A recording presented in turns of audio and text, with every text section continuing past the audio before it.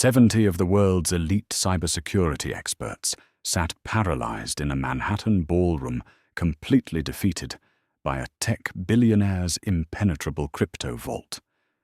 He laughed, offering $5 million to anyone who could break it. A waitress with a tray of empty champagne flutes stepped forward. 3 seconds later, his empire collapsed. Sloane Harper's feet were bleeding, not figuratively. The blisters on her heels had burst an hour ago, soaking through the cheap nylon of her black catering tights. But when you are drowning in $243,000 of medical debt, you don't feel the blisters. You feel the ticking clock of your father's ventilator at home, waiting for the electricity to be shut off. The grand ballroom of the Pierre Hotel in New York City was a sea of Tom Ford suits, Cartier diamonds, and the clinking of baccarat crystal. Sloane balanced a silver tray, loaded with half-empty flutes of Dom Perignon, weaving silently through the titans of Silicon Valley and Wall Street. She was invisible here, just another black-clad ghost, making sure the wealthy never had to ask for a refill. Up on the massive illuminated stage stood Henry Whitmore. Henry was the 32-year-old CEO of Aegis Protocol, a blockchain security firm that had just reached a $10 billion valuation. He paced the stage like a televangelist, wearing a custom black turtleneck and a Patek Philippe Nautilus watch that cost more than Sloane's entire neighborhood. Behind him, a massive 40-foot LED screen displayed the sleek, rotating 3D render of his newest product, the Aegis Core. For decades, we've relied on outdated architecture. Henry's voice echoed through the venue's state-of-the-art acoustic system. Banks, firewalls, software-based encryption. It's all garbage. Every single system has a back door.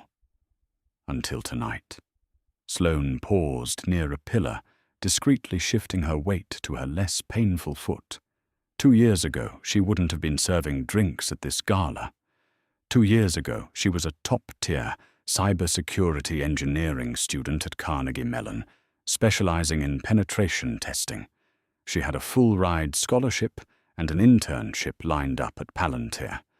But then her father, David, was diagnosed with aggressive ALS. The insurance company invoked a pre-existing condition loophole. The scholarship couldn't cover the staggering out-of-pocket costs for his 24/7 care. Sloane dropped out, traded her Python scripts for a catering apron, and watched her life evaporate. But her mind never stopped dissecting systems. The Aegis Core, Henry continued, holding up a sleek, matte black metallic box the size of a smartphone. Military-grade, AES 256 encryption, zero-knowledge proofs, biometric multi-signature verification, but more importantly, it is 100% air-gapped. No Bluetooth, no Wi-Fi, no NFC. It does not connect to the internet unless physically bridged through a proprietary encrypted node. You cannot hack what you cannot touch. The crowd murmured in appreciation. Executives from Sequoia Capital and Andreessen Horowitz nodded approvingly. Henry smiled, his teeth practically gleaming in the spotlight. He walked over to a heavy oak podium on the stage. Resting on the podium was a high-end Razer laptop hardwired into the massive LED screen above to run his presentation. He plugged the Aegis Core device directly into the laptop via a thick, braided cable. The LED screen shifted, displaying a live command terminal and a cryptocurrency wallet interface. To prove my absolute confidence in this hardware, Henry announced, his voice dripping with arrogance, I have deposited exactly 150 Bitcoin into this specific vault. At today's market rate, that is roughly $5 million. A collective gasp rippled through the ballroom. The laptop is running a localized network. The vault is active. The interface is live. Henry challenged, spreading his arms wide. I know we have the best red team hackers in the world sitting in this very room. Executives from CrowdStrike Mandiant Dark Trace. I'm opening a local wireless access point on this laptop. I invite you, no, I dare you to breach this machine and drain the wallet. If you can transfer the funds out of the Aegis core, the $5 million is yours, legally, free and clear. Instantly the ballroom transformed. It was no longer a gala, it was a war room. Dozens of men and women in expensive evening wear suddenly popped open their ultralight laptops. The glowing apples of MacBooks and the harsh neon edges of Alienware rigs illuminated the dimly lit tables. Sloane stood frozen by the pillar. $5 million. That money wouldn't just save her father's life. It would fund his experimental treatments in Switzerland. It would buy back her future. She watched the crowd. For 20 minutes the room was completely silent, except for the frantic torrential downpour of typing. The elite hackers were throwing everything they had at the local access point. Sloane could visualize the attacks from where she stood. They were running Nmap scans to find open ports. They were launching brute force dictionary attacks against the network protocol. They were trying to inject malicious SQL payloads through the presentation software. Nothing worked. One by one, the typing slowed. A senior architect from CrowdStrike slammed his laptop shut, running a frustrated hand through his thinning hair. Another heavily tattooed security researcher in the back simply threw his hands up in defeat. Henry Whitmore leaned against the podium, casually sipping a glass of bourbon. He looked like a king watching peasants try to breach a titanium castle with wooden spoons. "Having trouble, ladies and gentlemen," Henry mocked, chuckling into his lapel microphone. "You're trying to pick a digital lock that doesn't exist. The local network you are connected to is heavily sandboxed. Even if you breach the laptop's outer firewall, the Aegis core requires a physical biometric handshake and a localized hardware decryption key to authorize a transfer. Software cannot beat physical hardware. The human element has been entirely removed." The human element. Sloane's eyes snapped toward the stage. She stared at Henry. Then she stared at the podium. Then she stared at the massive LED screen projecting the laptop's desktop. Henry was right. The software was airtight. The local Wi-Fi sandbox was a brilliantly designed trap meant to waste the hacker's time. But Henry had made one catastrophic, profoundly human mistake. Sloane's heart began to hammer against her ribs like a trapped bird. She looked down at the pocket of her catering apron. Inside, it rested a small, sleek, metallic vape pen. At least that's what her catering manager, Greg, thought it was when he yelled at her for bringing it to work. It wasn't a vape pen. It was a customized Hack-5 rubber ducky, a malicious keystroke injection tool disguised as everyday tech. Sloane had built it months ago to automate the grueling data entry tasks for her father's medical billing programming. It to type out complex insurance appeal forms at 2,000 words per minute.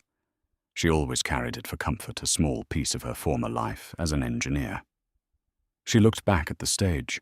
Henry was using a standard Logitech wireless presentation clicker to advance his slides.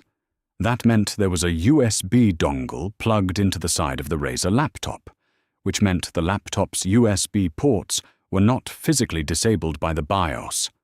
Furthermore, to display his live challenge, Henry had left the laptop unlocked awake and running with administrative privileges. He had fortified the digital walls of his castle, but he had left the physical drawbridge wide open, assuming no one would be brave or crazy enough to walk right over it. Sloane placed her silver tray on a nearby cocktail table. The glass flutes rattled softly. "Hey," a wealthy hedge fund manager snapped at her. "I need more champagne." Sloane didn't answer him. She stepped out from behind the pillar and began walking toward the stage. The ballroom was vast, but Sloane's walk felt like a slow-motion sequence in a high-tension thriller. Her catering uniform, a crisp white button-down, a black bow tie, and black slacks made her starkly out of place among the designer gowns and tuxedos. As she approached the velvet rope separating the dining floor from the stage, two massive security guards in earpieces stepped into her path. "Miss Catering is restricted to the floor," the taller guard rumbled, crossing his arms over his chest. Sloane didn't stop. "I'm not here to serve drinks," she said, her voice shaking slightly but carrying a razor-sharp edge. "I'm here for the bounty." The guard frowned, reaching out to grab her shoulder. Wait. Let her through, Marcus."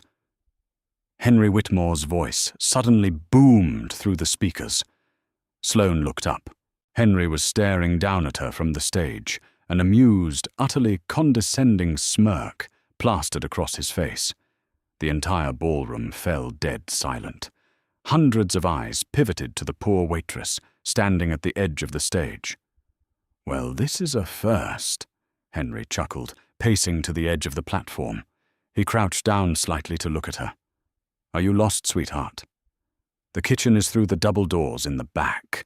A wave of cruel laughter rippled through the crowd of billionaires and tech elites. Sloane felt a flush of heat rise in her cheeks, but she pushed the humiliation down. She thought of her father. She thought of the eviction notice taped to their apartment door. Fear dissolved into cold, calculated focus. "You offered a $5 million bounty to anyone who could transfer the Bitcoin out of your vault," Sloane said loudly, making sure her voice carried. "Does the offer apply to the catering staff, or just your wealthy friends?" Henry stood up, clearly enjoying the spectacle. He thought this was a brilliant PR moment. A helpless waitress challenging his god-tier technology. It was perfect theater. "The offer applies to anyone breathing on planet Earth," Henry said, grandly gesturing to the podium. "But I have to warn you, darling. The brilliant engineers at CrowdStrike just spent 20 minutes banging their heads against the wall. What exactly are you going to do? Hit the firewall with a serving tray?" More laughter. Sloane unclipped the velvet rope herself and walked up the 3 carpeted steps onto the stage. The glare of the stage lights was blinding. She could feel the intense scrutiny of the cameras broadcasting the event live to thousands of viewers online. She walked directly to the heavy oak podium. Henry didn't try to stop her. He just crossed his arms, smirking, waiting for her to embarrass herself. Sloane looked down at the Razer laptop. The cryptocurrency wallet interface was open on the screen, displaying the public address and the balance 150.00 Bitcoin. "You said the Aegis Core requires a biometric handshake to transfer funds," Sloane said quietly, analyzing the screen. "That's right," Henry boasted. "Even if you somehow hijacked the laptop, you can't authorize a transaction without my physical fingerprint on the hardware vault itself. It's a closed loop. It's a closed loop if the software initiates the transfer," Sloane corrected him, her voice perfectly steady. "But you didn't just build a wallet, Mr. Whitmore. You built a smart contract integration tool, which means your software has a command line interface running in the background for developer debugging." Henry's smirk faltered by a fraction of a millimeter.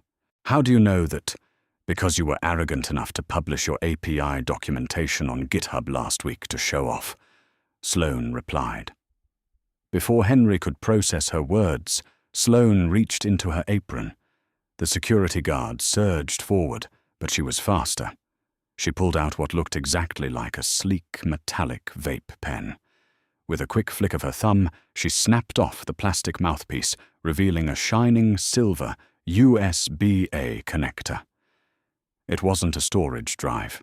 It was a pre-programmed microcomputer, a keyboard emulator that operating systems inherently trust. "Hey, don't touch that!" Henry barked, suddenly lunging forward. "1." Sloane shoved the hidden rubber ducky directly into the open USB port on the side of the Razer laptop. The moment the metal contacts touched the laptop's operating system, recognized it not as a USB drive, but as a generic human interface device, a standard keyboard. Security software doesn't block keyboards. Firewalls don't block keyboards. 2. In less than a tenth of a second, the Huck 5 Ducky executed its payload. It simulated keystrokes at a superhuman speed of over 2,000 words per minute. On the massive 40-foot LED screen behind them, the crowd watched in stunned horror as a black command prompt window violently snapped open over the wallet interface. Lines of green text exploded across the screen faster than the human eye could read. Sloane's script bypassed the graphical user interface entirely. It targeted the developer debugging backend that Henry had left active for his live demonstration. It didn't ask for a biometric handshake because it wasn't asking the software to send money. It was commanding the unlocked hardware terminal to execute an emergency developer sweep. The script forcefully routed the command Aegis_CLI-force-sweep-destination equals BC1 QXY2 KGDYGJR SQTZQ2N0Y RF2493 P83KKFJHX0 WLH3. Henry violently shoved Sloane away, knocking her hard to the stage floor.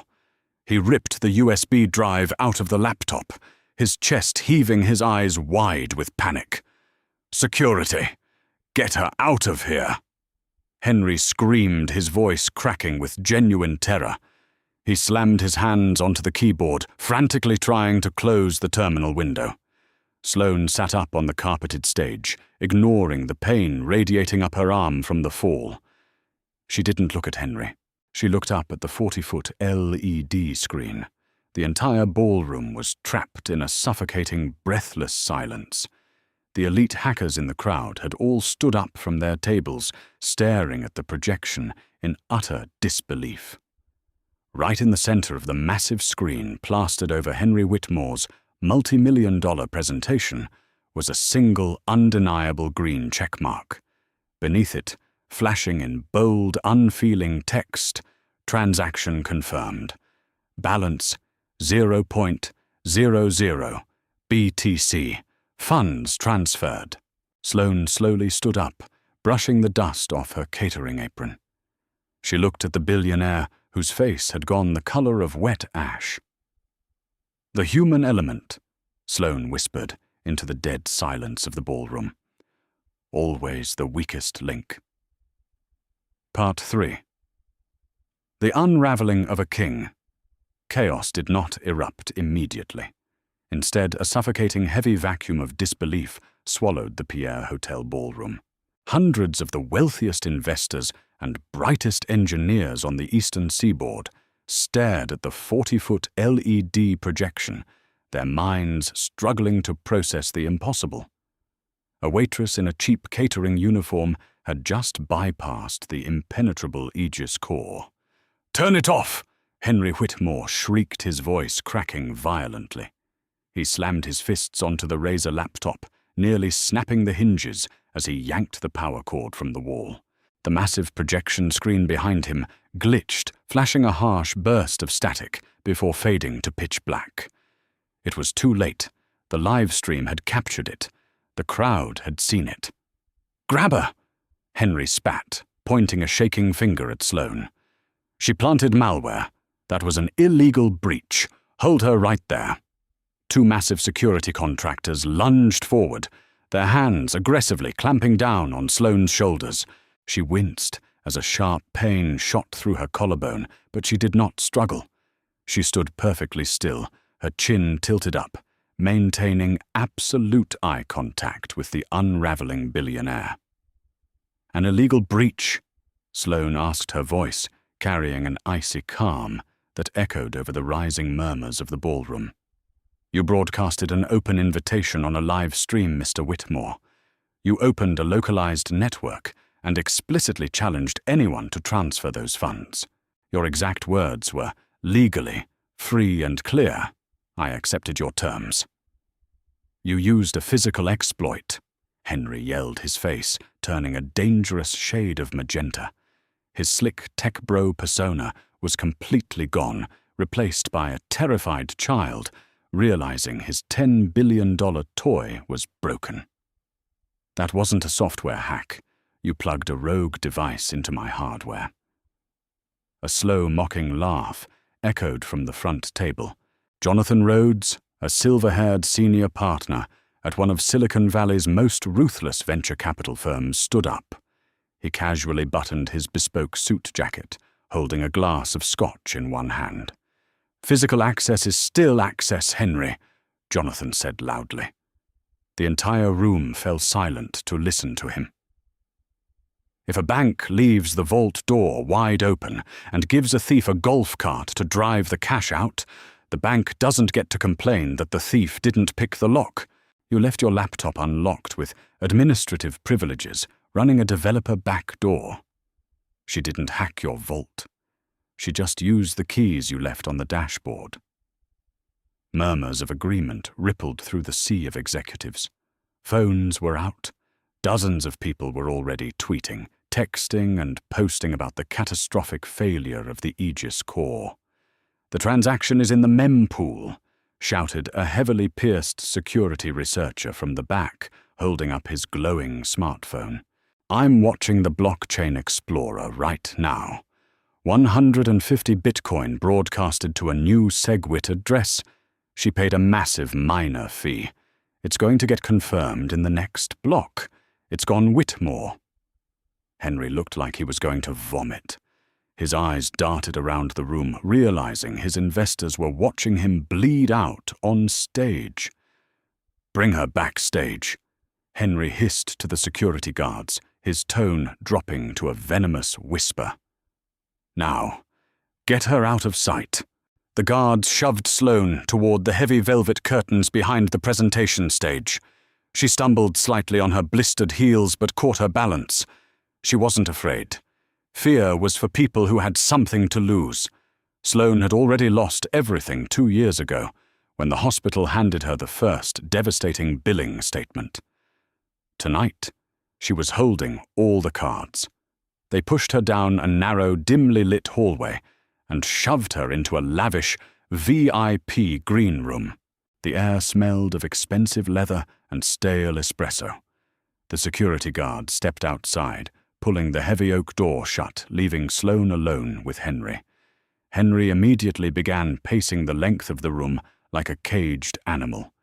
He ran his hands through his perfectly styled hair, ruining it. "Do you have any idea what you just did?" he snarled, turning to face her. "Aegis Protocol goes public on the NASDAQ in 3 weeks.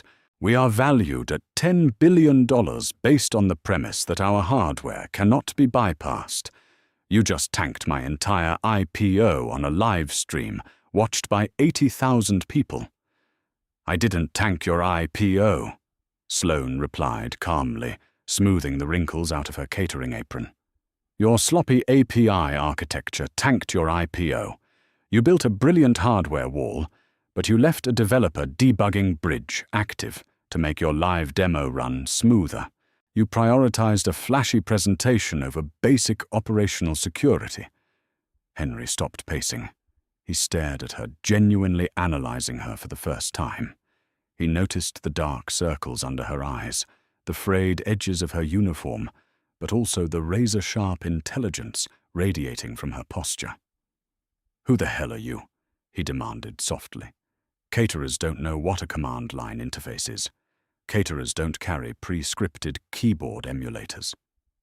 "My name is Sloane Harper," she said.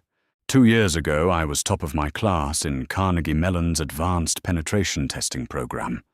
Now I serve you champagne because my father's ventilator costs $4,000 a month to keep running." Henry blinked, processing the information. A sudden greasy smile crept across his face. He thought he finally understood the angle.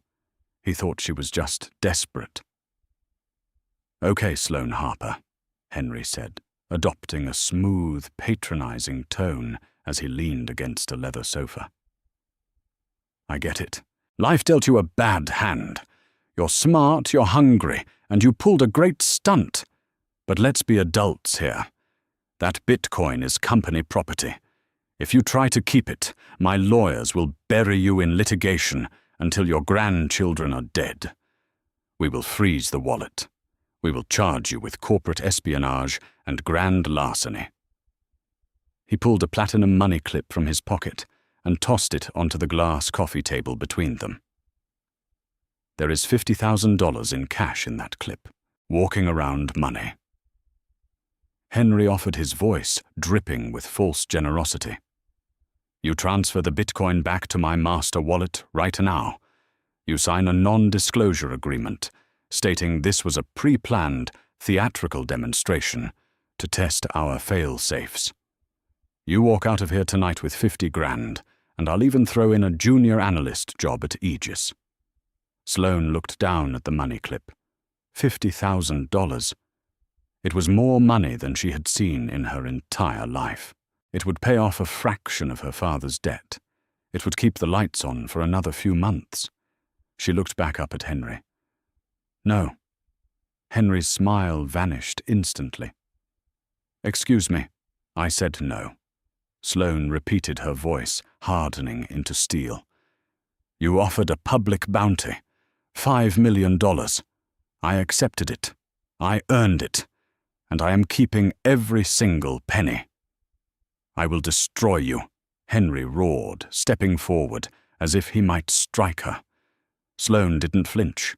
She simply reached into her pocket and pulled out her cracked, outdated smartphone. She tapped the screen once and held it up. "Before I stepped onto that stage, I initiated a script." Sloane explained, her tone dangerously calm. "The wallet I transferred your Bitcoin to is a multi-signature smart contract on the Ethereum network, wrapping the BTC. It requires a rolling cryptographic key to access. If I do not input a specific rotating 12-digit passphrase every 24 hours, the contract will automatically liquidate the Bitcoin and disperse it across 300 decentralized mixing protocols. The money will vanish into the dark web forever."